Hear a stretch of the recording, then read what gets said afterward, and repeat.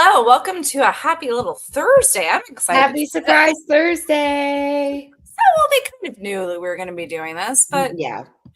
happy right after Hump Day episode for everybody. Yeah. Well, we're going to make this short and sweet. We have like the coolest guest joining us The today. coolest but, guest. Yeah, but we're excited for the Broadway Fan Club podcast to be able to have this wonderful, incredible performer with us.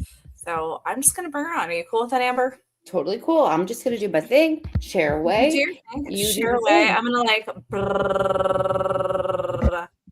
one Here she and only. is. Yes, here she is, boys. Here she is, crowd. Okay. Hannah Cruz. Hello. Hi. Look at this. I cannot get over it's very Marilyn Monroe with the pink and the blonde. It is. It's so I know, Sabrina cool. Carpenter a little loving Very this. pink in here. I really love it. I mean, did you get to pick that color backstage? Yeah. You did. Yeah, it's called Begonia. Ooh. Yeah, and we had it painted before we moved in, and I really, at Love first I was that. like, oh, it's too much, but now I really love it. It's Yeah. not like a Pepto-Bismol bottle. It's great. You're No, fine. no, it really feels like insulating and cool in a nice way. Yeah, I love Yeah. that. Well, because this is kind of your like real home for a good long while. Oh yeah, I spend probably honestly more time here than I do in my apartment. I was gonna ask, and how far is your commute? Because I know that a lot of performers are on the Jersey side, and it takes like hours. You know, my husband tried to get me to go to Jersey, and I'm not there yet. Nope. But we live downtown, and That's easy. it's great. It's like maybe 25 minutes. Mhm. If there's traffic, maybe like 35, but it's a pretty straight shot on the West Side Highway, and we really love being down there.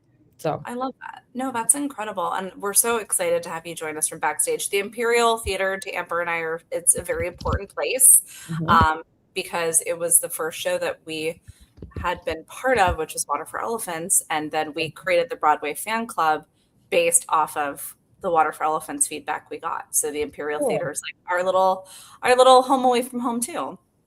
I really love the theater a lot. I love it. Oh yeah. And with all that construction next door.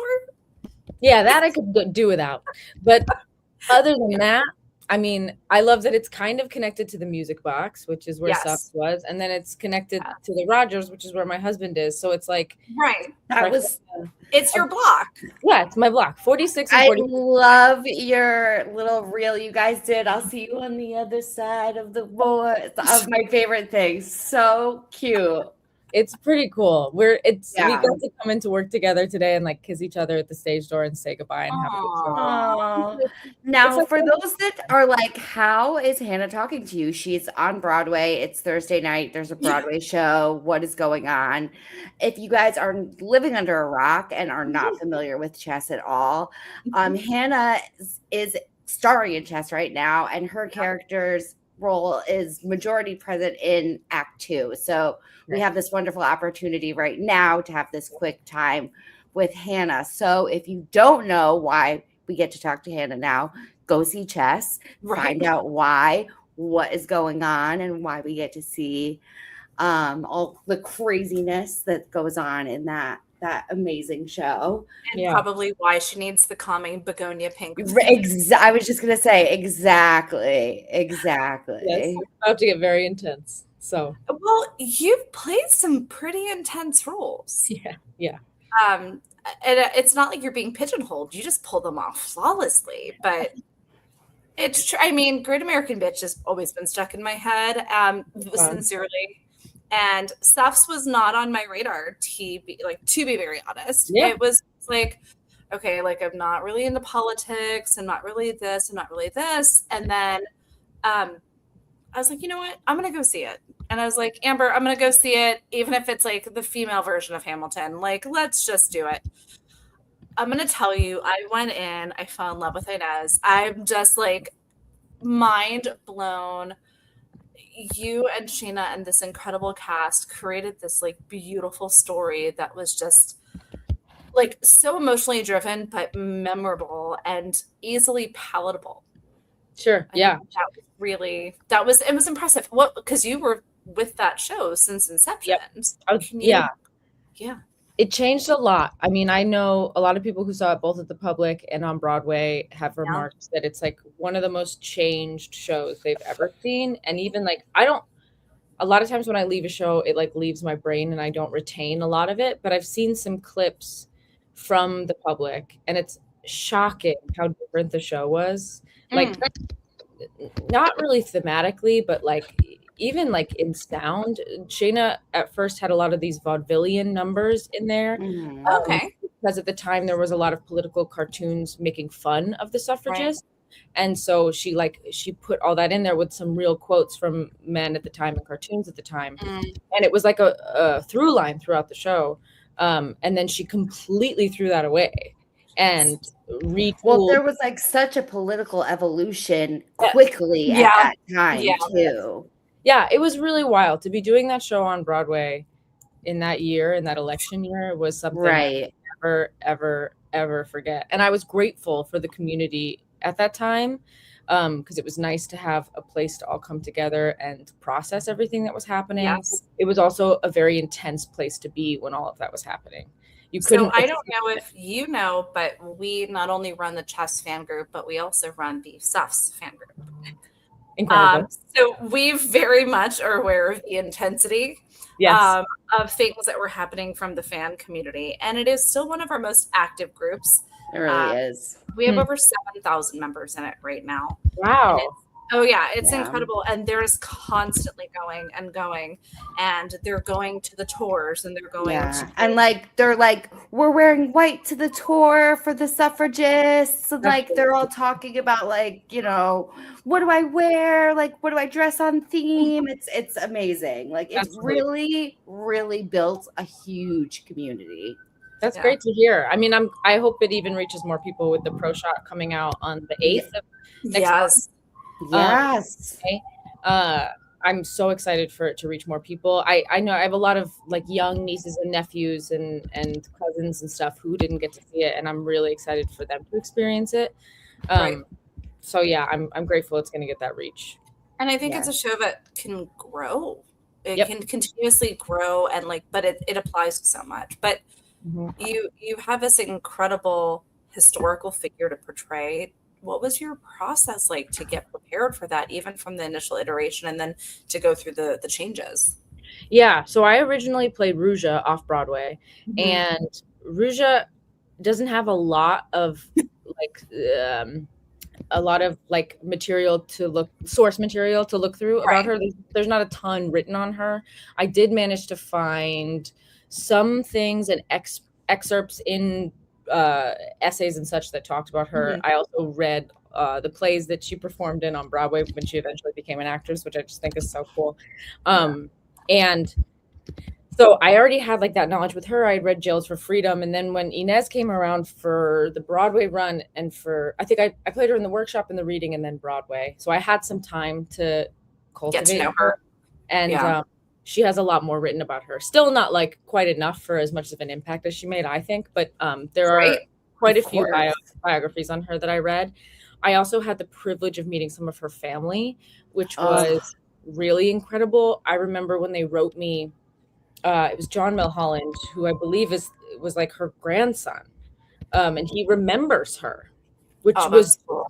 And when they came and saw the show, they had no idea she was such a big part of it.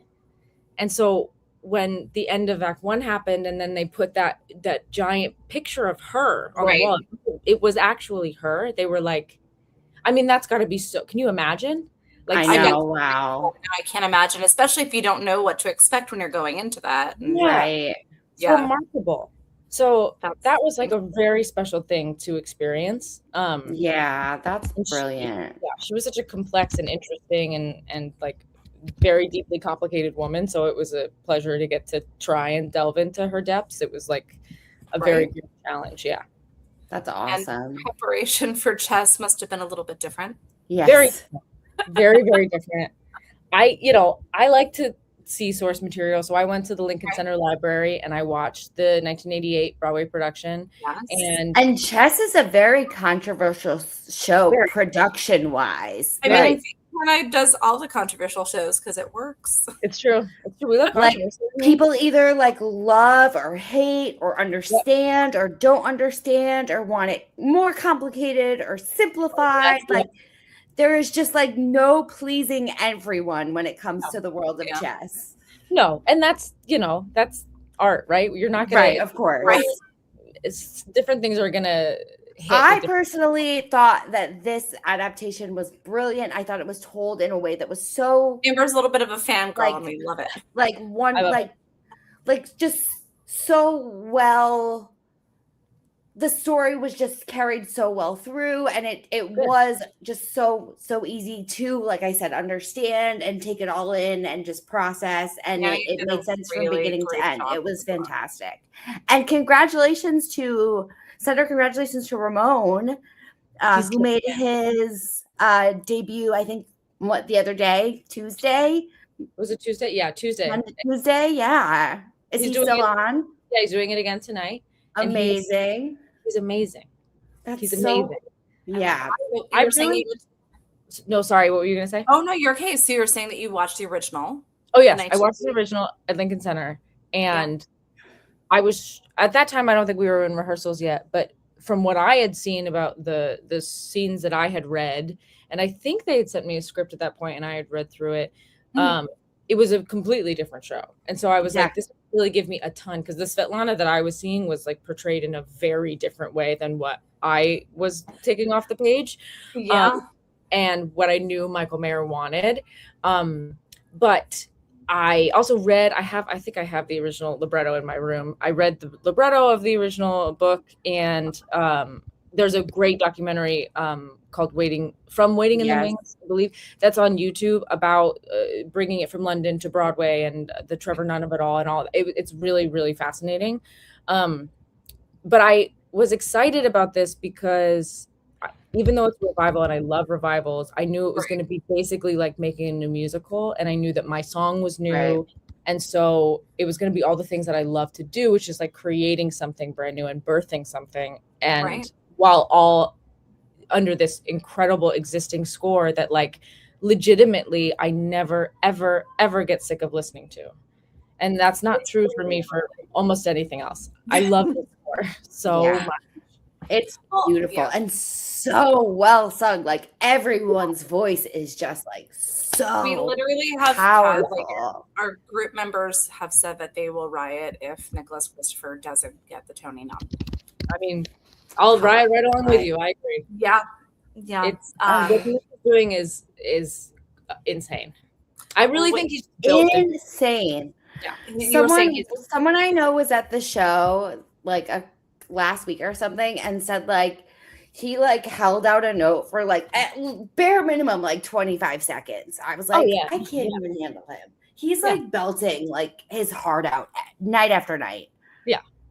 And it's truly like it's all coming. Nick is such a good, because I think, people can sing notes really long and really high and do all those things. I think what's makes Nick so special is that like he's such a good actor and everything is so supported and and like real and raw and honest, and he's so committed, and I love. I mean, you all are. You guys all like there's you have this really interesting set design, and there's crazy choreo with some stuff, but so simplistic where it really is just that raw emotion. But the chemistry that you all present on stage is really beautifully done.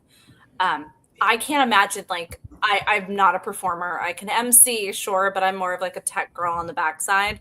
I can't imagine going through like any of the roles that you performed with such this raw emotion, having these moments like, and we're not going to give away chess plot, whatever, but going through these raw emotions and then coming off the stage and just being totally fine. Like, do you have a decompression tool? Like, what do you do to like leave that on the stage? Yeah. I mean, full disclosure, I'm not always totally fine. I have lots of breakdowns, but I've definitely gotten way better at it. When I was younger, and like, I remember being on the Hamilton tour and having a really hard time ending that show and going home and being a normal person. I was like, I I really didn't know how to. Tommy Kail puts it as like, you got to close the book. Like you have to close the book and walk away and be Hannah again. And I didn't really learn that for quite a few years. I was pretty young when I was doing Ham, but since then, I think it really helps. One, I really do think it helps going home with my husband in the car. We both get to like debrief, and like we don't have to wait until we get home to like tell the other about our day. We're not holding all of that. We get to let it out immediately. And then by the time we're home, we're cuddling with our cat, we take a shower, and we're like back to ourselves. Yep. And we can like walk right. for the next completely wash that show away.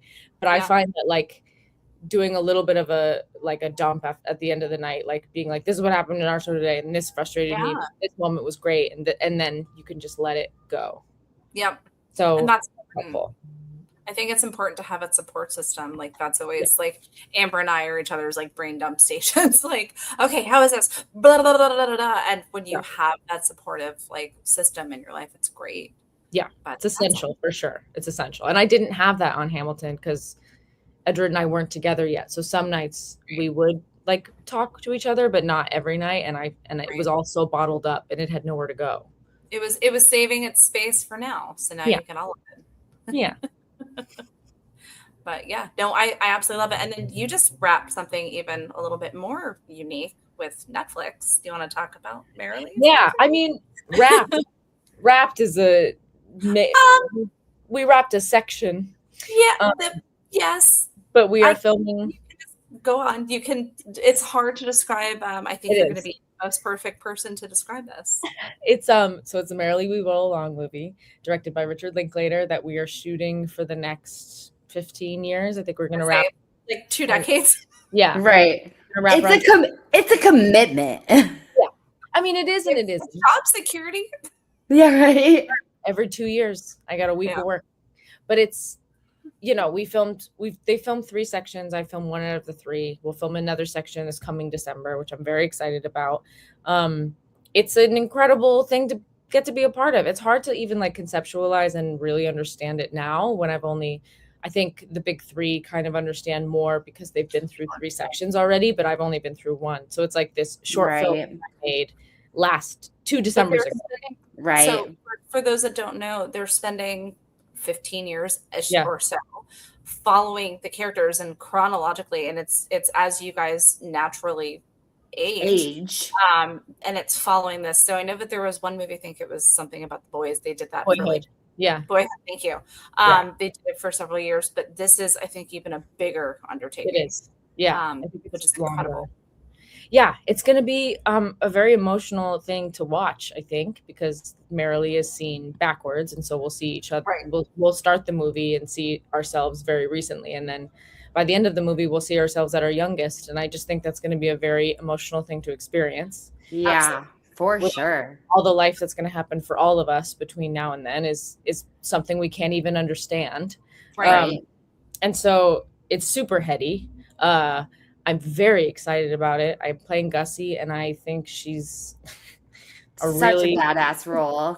Really complex lady. Yeah. I really I'm having trouble like cracking that with her.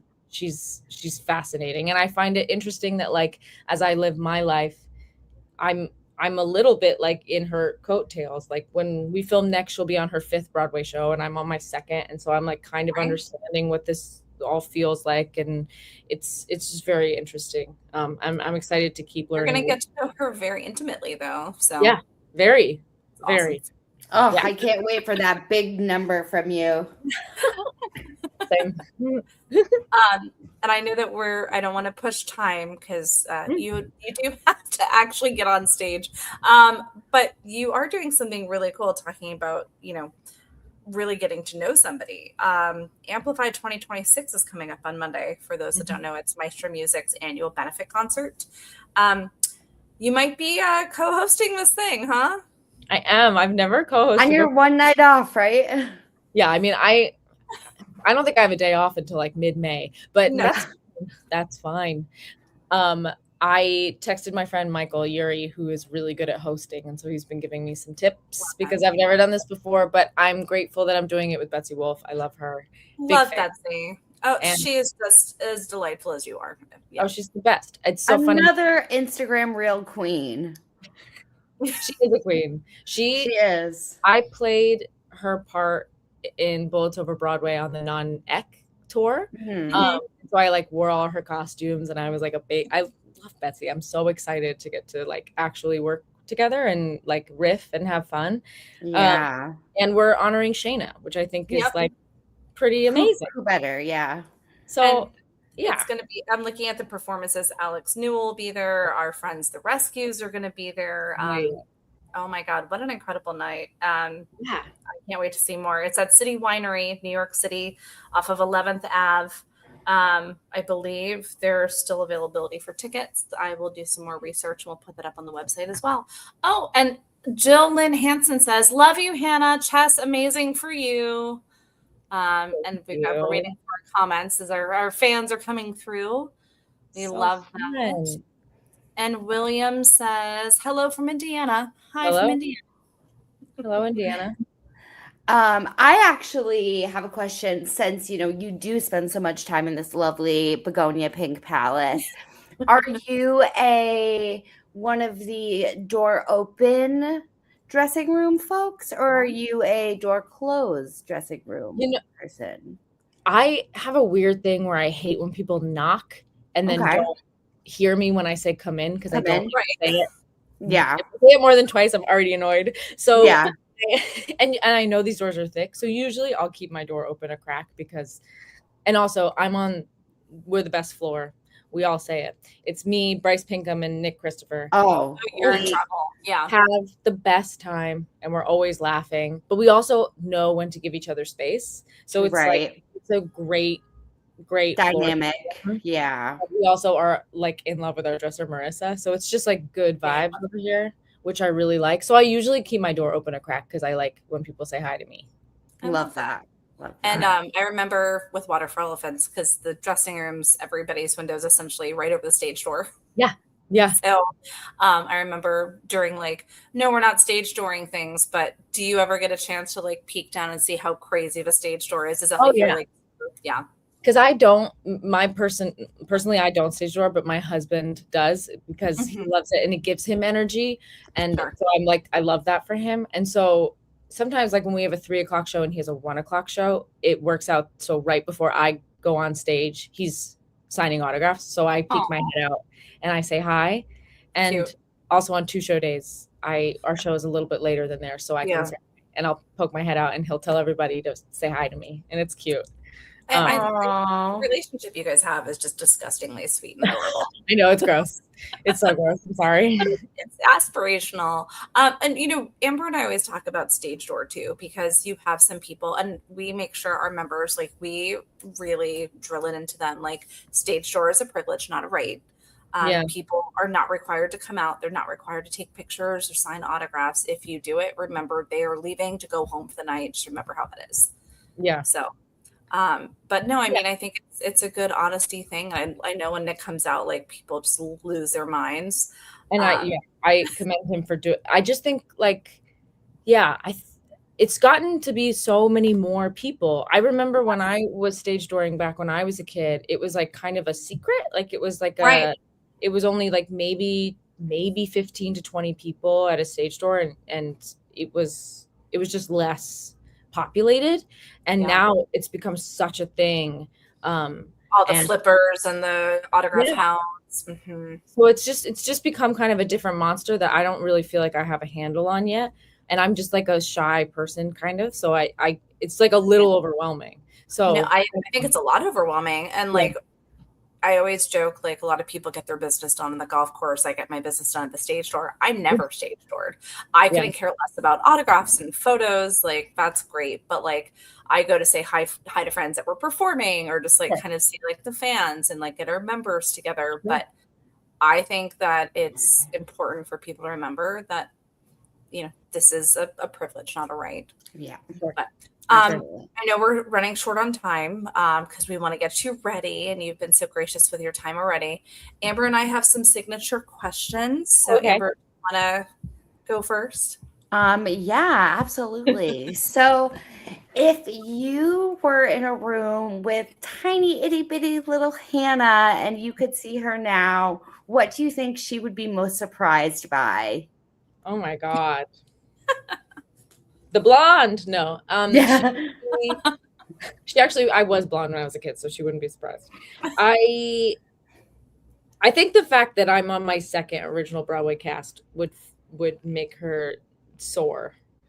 I mean, I really like, I can't overstate how much Broadway meant to me as a kid, and I legitimately, like, I would go see shows. We grew up in Connecticut, so we saw a ton of shows I'm a all the time. Connecticut girly. And I would, every playbill, I would take the understudy slips. Also, RIP understudy slips. RIP on. Oh, you're We like held a whole memorial for them. we did. We make like every time a show closes, we post about it, and we made a post when the understudy slips went away for the understudy slips with our template for closing shows.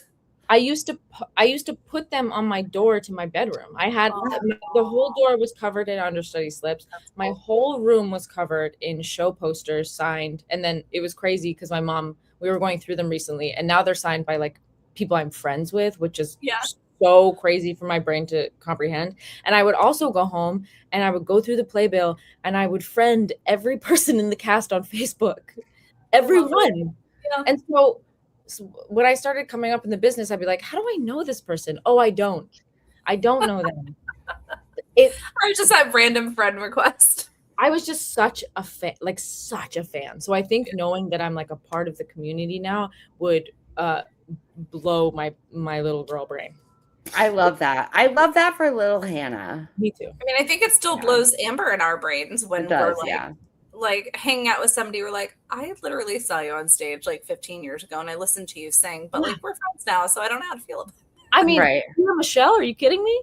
Hannah would lose her mind. Right? Were you a Glee? Oh my God, was I a Glee? Oh my God. I auditioned for Glee. We like really tried to make that happen. We made like my first professional job was the second national tour of Legally Blonde, and we made like a web series and we all played ourselves. It was like a murder mystery, and my character was Hannah, and the whole like through line of my character was that no one wanted to watch Glee with me. Oh, 18-year-old on tour with all these adults and no one wanted to watch Glee with me, and that was my whole plot. I'm now gonna go diving to go try to find this web series. I think it's still out. It's called Skrelt. And it is quite a watch. we're gonna find it and post it. All right, I'm gonna hit you with the 1-2 punch.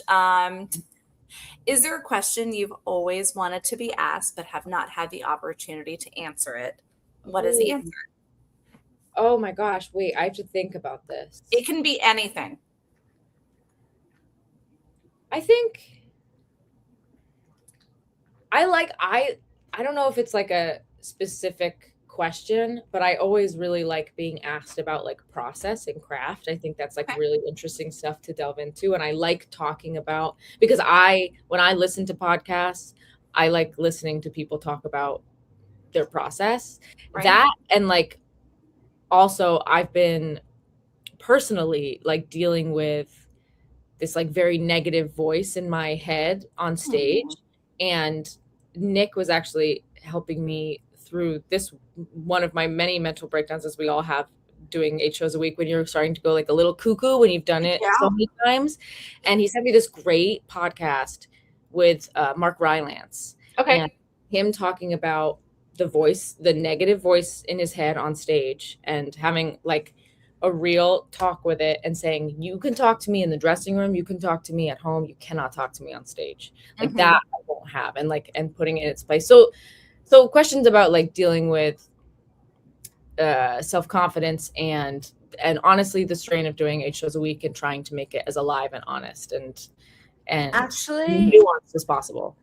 I'm going to shout out on this subject. I don't know if you've like seen, but Mickey Abraham, who is currently Lulu on the Shucked tour and was the Shucked understudy, and Jade McLeod, who was Jagged Little Pill, both have just made posts about having panic attacks on stage during their main songs and their experiences. And they're very beautiful posts just about how they got through it and just like being very open about being very open about their mental health struggles, you know, and how the cat has great communicative. Talk about it and don't get to you know, be open about it and experience that. So I'll make sure we'll send you over the links so you can watch those. definitely check it out, because I think like what you're talking about, I think you would really appreciate like what they had to say.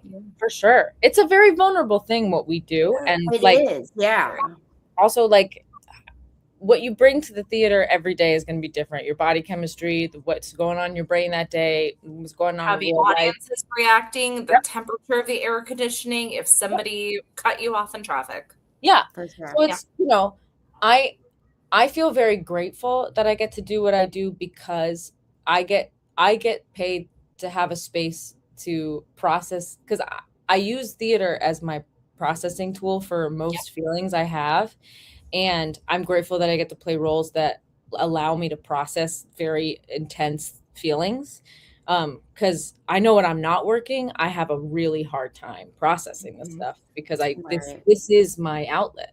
So I'm grateful that I'm very grateful that I have it. We love that.